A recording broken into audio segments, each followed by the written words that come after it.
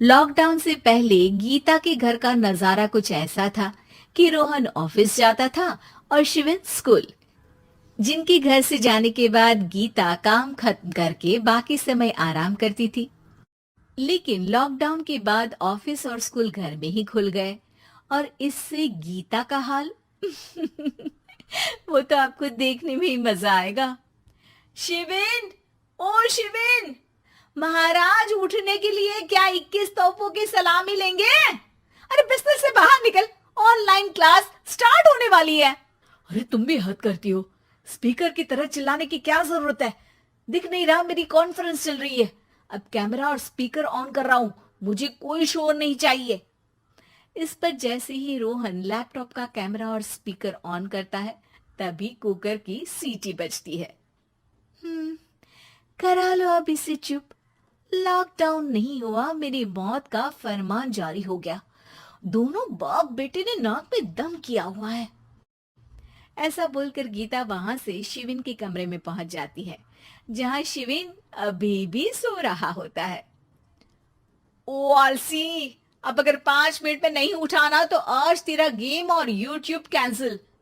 माँ की बात सुनकर शिविन बिना 1 मिनट गंवाए उठ खड़ा होता है। उठ गया, अभी नहाकर भी आता हूँ।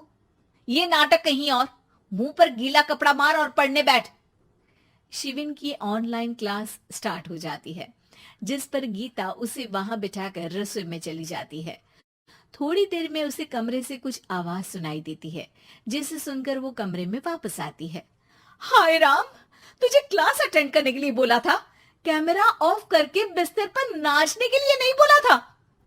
मम्मी मुझे कुछ समझ नहीं आ रहा, आप बाद में पढ़ा देना ना, वैसे भी अटेंडेंस तो लगी गई है।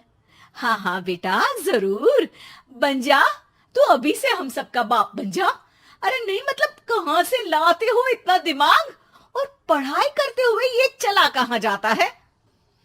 नाइस क्वेश्चन, दिमाग से पूछकर बता दूंगा।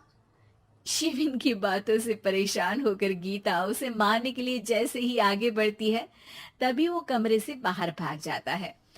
अब शिविन आगे आगे और गीता हाथ में चप्पल पकड़े उसके पीछे पीछे पूरे घर में दोनों घूम रहे होते हैं। इसी बीच वो रोहन के पास पहुंच जाता है और शिविन को मारने वाली चप्पल रोहन के लैपटॉप पर जाकर गिरती है। ओए माँ! मम्मी, आप पापा को चप्पल मार रही हो? वो आज तक के रिपोर्टर, चुपचाप जाकर क्लास अटेंड कर ले, नहीं तो अगली तेरे पीछे लगेगी। इस पर शिविन वहां से चला जाता है, जिसके बाद रोहन गीता से कहता है, इस सर्कस के लिए कुछ बोलना चाहोगी? अरे क्या करूं, जब से तुम दोनों घर में रहने लगे हो, घर अपने आप ही सर्कस बन गया है और मैं तुम्हारी नौकर। कभी बेटी को संभालो तो कभी बाप के नखरे उठाओ। इन्हीं सब उथल पुथल में दिन बीतते रहते हैं, जिसमें हर रोज घर के अंदर कुछ नया सियप्पा खड़ा मिलता है, जो ज्यादातर शिविन और रोहन की ऑनलाइन स्कूल और ऑफिस से रिलेटेड ही होता है। एक सुबह, शिविन चल उठ, आज की क्लास जल्दी है। कैमरा ऑफ करके आप अटेंड कर लो।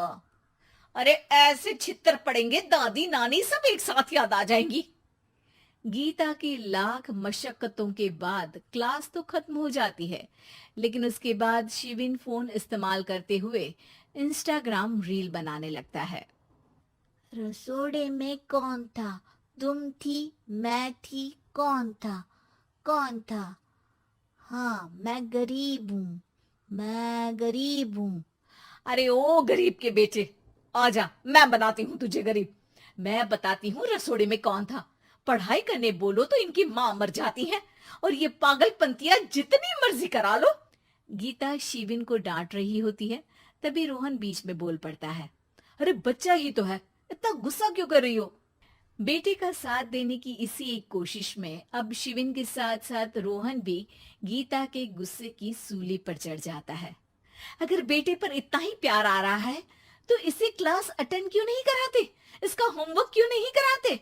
उस समय तो बहुत जल्दी मीटिंग आ जाती है, वो काम मैं करूं और यहाँ इस बेफिजूल की चीज में तरफदारी करके बन जाओ महान।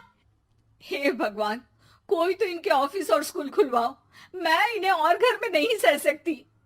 अरे कुछ और मांग लेती, क्योंकि तुम्हारी ये विश इस साल तो पूरी होने से रही, कोरोना। हाय, नास बेटे ने जिंदगी ही बर्बाद कर दी। खाए कोई पचाए कोई, कल मुझे चुन चुन कर सबको मेरी बद्दुआ लगेगी।